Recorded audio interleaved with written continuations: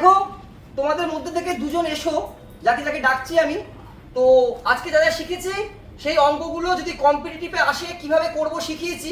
তো তোমরা একটুখানি কিরকম কি শিখলে করে দেখাও। তোমাদের মধ্যে থেকে তুমি উঠে এসো, কি বুঝলে এ ধরনের অঙ্ক পরীক্ষায় এনে কি করে করব কম্পিটিটিভের নিয়মে শর্টকাট পদ্ধতিতে তুমি একবার পড়ে অঙ্কটা এই জায়গায় ভালো করে দাও। ঘুরে দাঁড়াও, সবার দিকে তাকিয়ে করো, চলো করো। কোনো সংখ্যাকে পর্যায়ক্রমে 7 এবং 4 দ্বারা ভাগ করলে যথাক্রমে 5 ও 3 ভাগশেষ থাকে। সংখ্যাটিকে 28 দ্বারা ভাগ করলে কত ভাগশেষ থাকবে?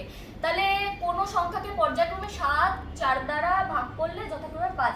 আচ্ছা, এখানে 7, 4, এদের 7-এর ভাগশেষ আমরা এখানে কি পাচ্ছি? 5 পাচ্ছি। তাহলে এখানে লিখে নেব 7, 7-এর ভাগশেষ 5।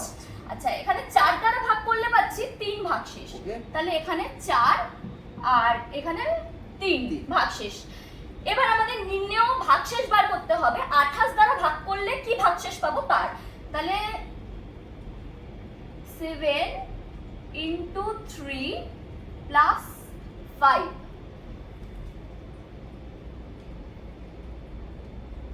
equal 26।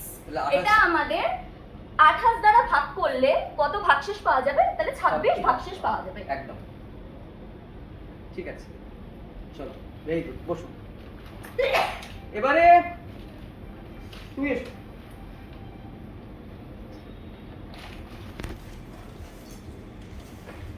নাও তুমি নিচে একটুখানি করে বলো কি করে করবো কম্পিটিটিভ এক্সাম তাড়াতাড়ি।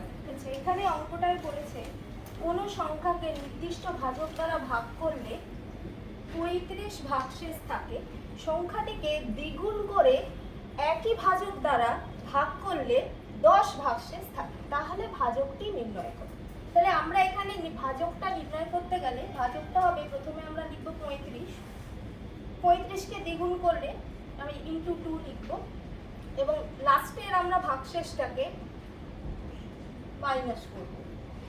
তাহলে 35 into 2 70 minus 10 is equal to 60। তাহলে ভাজকটা কত হলো? 60। তাহলে ভাজকটা হলো 60, নির্ণেয় ভাজক 60। ওকে, ঠিক আছে, চলো বসো।